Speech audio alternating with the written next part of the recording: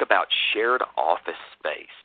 You know, as Doc and myself and our business development team were brainstorming, before the holiday season in 2018, we're always trying to get a few months ahead of ourselves when it comes to these webinars and things that we can talk about. And one of the things we're really trying to do this year is to maybe get outside the box a little bit, talk about some things that we haven't talked about in the past, and where ACDI's products can fit. A lot of our webinars in the past have just been solely centered around PaperCut, and that's great. But we have other products as well, and we're going to talk about another one of those today on top of PaperCut. But PaperCut is obviously a great fit for shared office space. So we're excited to bring this to you because, quite frankly, it is different. But one of the things that we always do, or that I always do in these webinars is, we want to familiarize ourselves with what does shared office space look like? What does the industry look like? The purpose of any time that we do that, or when I do that, is for us to work with you and partner with you, and really for talk track as well.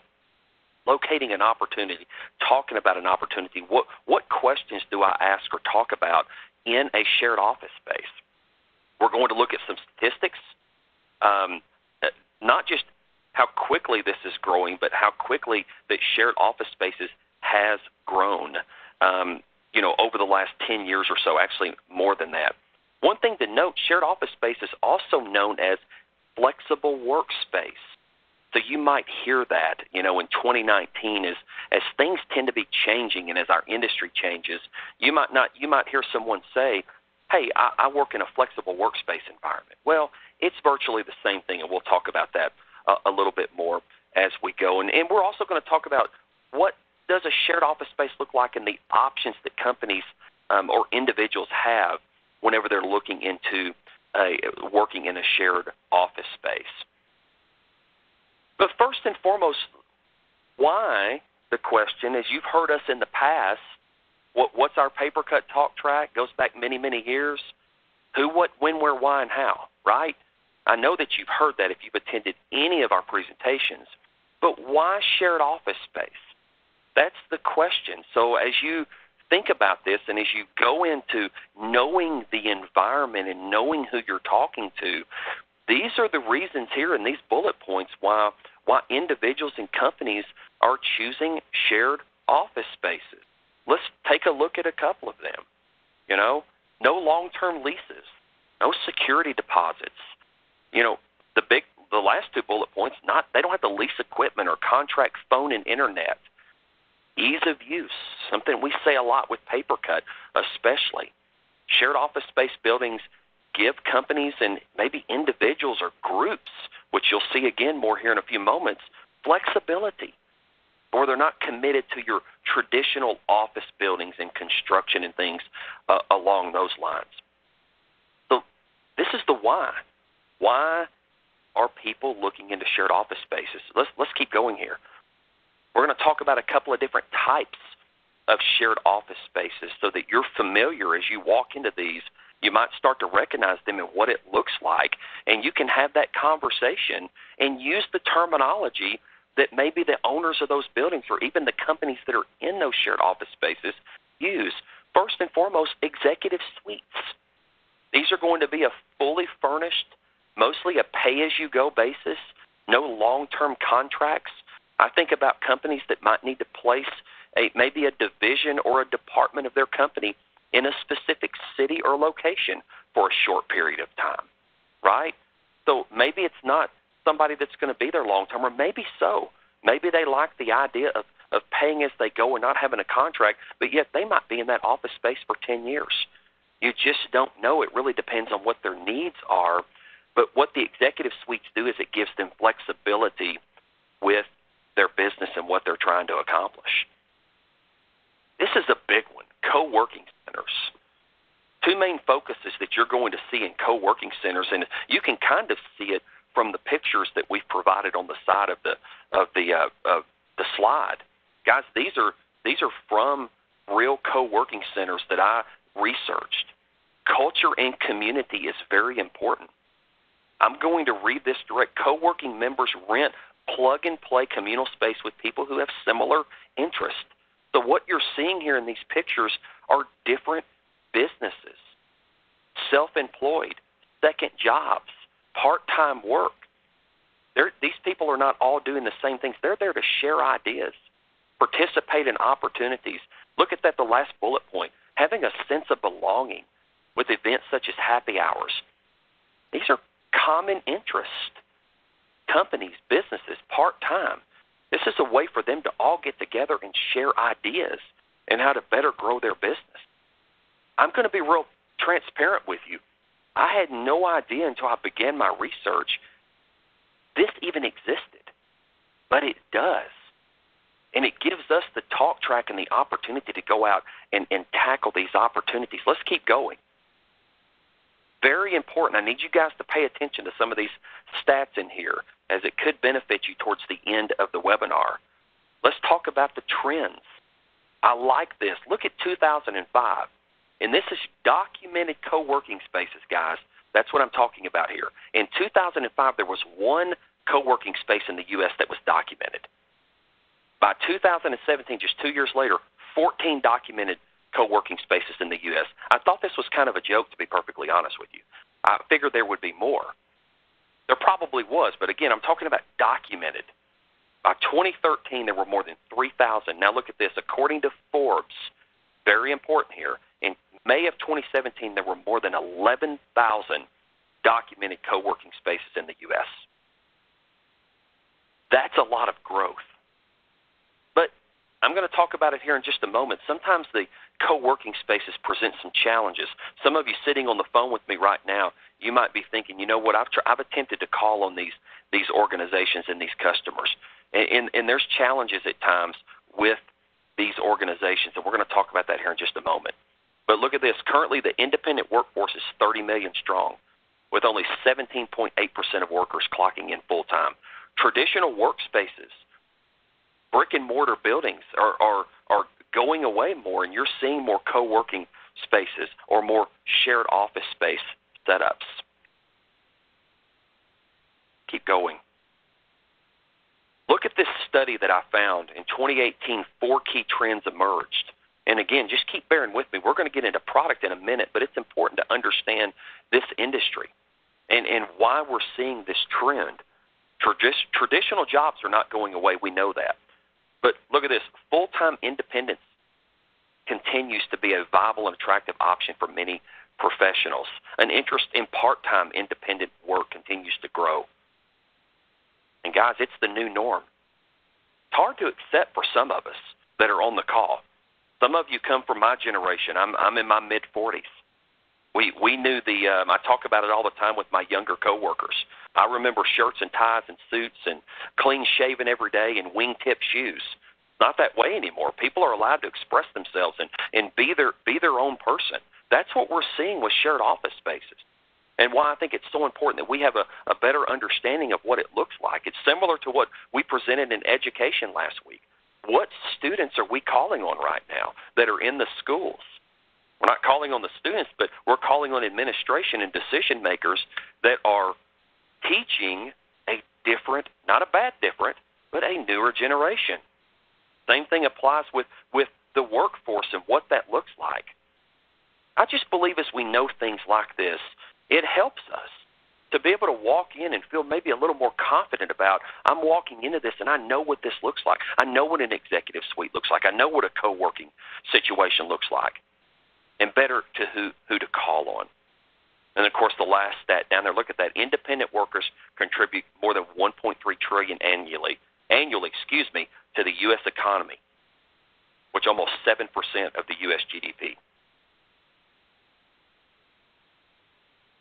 Let's talk about millennials. If you're a millennial and you're on this call, this is not a negative slide. You guys get a bad rep a lot of times, and I'm sorry about that. But you get a bad rep from people who don't want to change. Let's just be honest. Change is inevitable, and we have to be flexible. But millennials are the driving force behind this. Lower cost. That means savings. Fewer responsibilities. That doesn't mean laziness. That just means I don't have to worry about cleaning a building. It's done for me. I show up to work, and I get my job done. Networking opportunities, support for startups, Look at this. Look at the last one. Resistance to traditional offices. New and hip. That's what we're seeing. These are the trends, right? So the question is, are we calling on them? Have maybe this been a challenge in the past to call on shared office spaces? One carrot that I'm going to dangle out for you guys, and it's not completely ready yet. Doc, I didn't tell you that I was going to do this. Actually, we weren't going to do it, but I'm going to do it anyway because I got the approval of my marketing department. ACDI is about to make it a lot easier for you as our partner to go out and call on a shared office space. Well, why am I saying that? Because if you've done it before, you're aware that sometimes a network can be a challenge in shared office space. Sometimes they don't have a server in place. There's things that are typically missing in this environment that are there in your traditional company or school or hospital, right? So we're about to have an all-in-one server set up that you can buy from us that's going to be ready to take on PaperCut in our products. So we're very excited about that. It's not ready yet. So don't jump the gun, and I know you might email me or email Doc, hey, when's this going to be ready? Sooner than later. But it's almost there, and we're very excited about that. But let's talk about PaperCut. And listen, I'm not going through PaperCut with you like we usually do. Most of you on this call, you already know the features, you know the benefits. But I want to talk about PaperCut and how it's relative to shared office. What does it look like? It's a little bit different than it is with education or healthcare. Same features might apply, but what's the talk track? Well, we're talking about user management, as always. That's what PaperCut does. Something else we're talking about is limited IT personnel. That's something good to know when you walk in there, right? So that's where you guys and us as your solutions provider and being able to, in the near future, provide a server, a device that we can come in there and take care of them from A to Z and get PaperCut going. No directory, mobility. So this is what you want to be talking about whenever you go in and start striking up a conversation. It might not be, hey, we've got PaperCut, it's this print management product, blah, blah, blah. That might not ring a bell to them. It might not make any sense. But going in there and being an expert on this specific opportunity in shared office spaces and knowing that there's limited IT, knowing that mobility is going to be important, knowing they might not have Active Directory, and how can we get people added into PaperCut, and how easy is that? Those are the things that are important to know. We've talked about the web-based dashboard. This is user management, being able to tell them we can manage your users. You can have bill-back options to departments, whatever that might be. When I think of shared office spaces, a lot of times I think about a company that's in there, and maybe someone's working in there. They're managing multiple departments within a company, or maybe it's the owner of the building wants to bill back all of his or her tenants for their print and copy activity. So bill back is huge with PaperCut when we're talking about user management within a shared office space. And obviously we get into all of the reporting and an owner being able to provide a bill every month, or maybe it's just a part of their payment every month back to that tenant. So think about that. I mean, bill back's important. That's probably something that you want to bring up and talk about as maybe you're calling on the owner of the building and you ask them, hey, do you have something in place where you're billing back these tenants because my copier lease is with you, my maintenance agreement's with you, Mr. or Mrs. Owner. It's not with all of the tenants.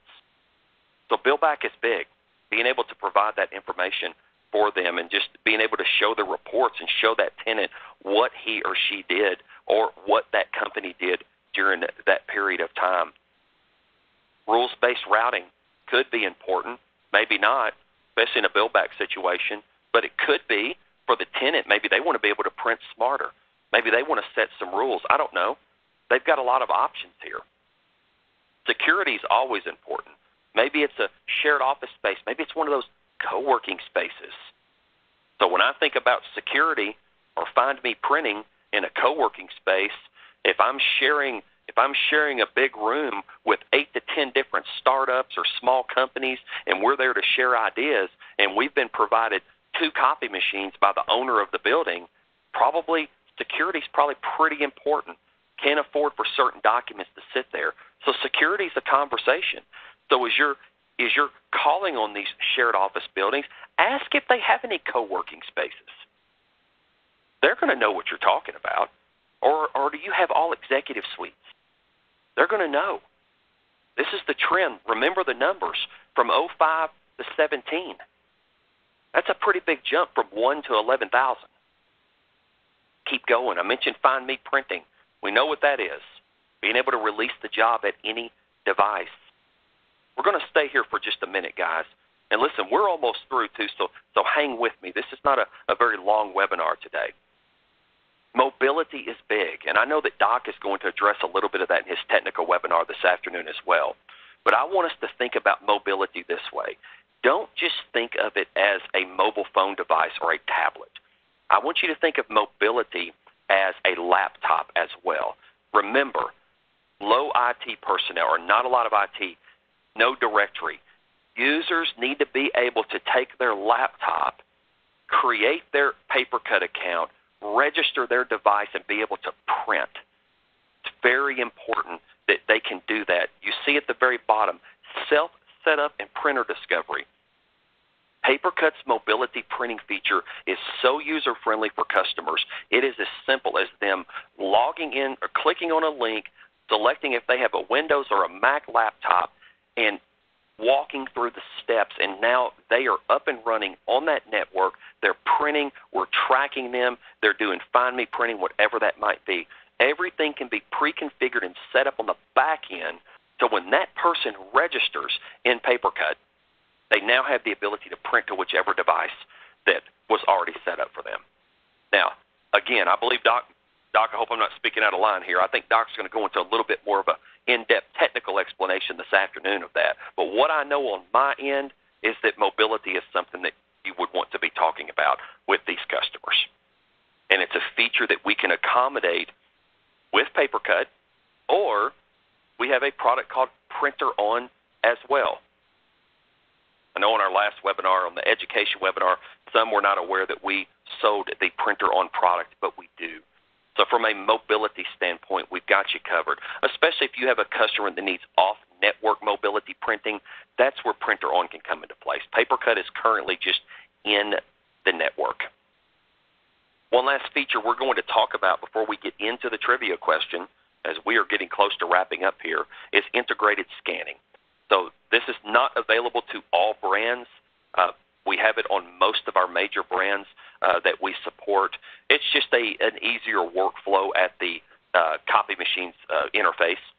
So just easier to select scan to an email, a hot folder, Google Drive, whatever that might be. So just another feature that PaperCut has from an accessibility standpoint.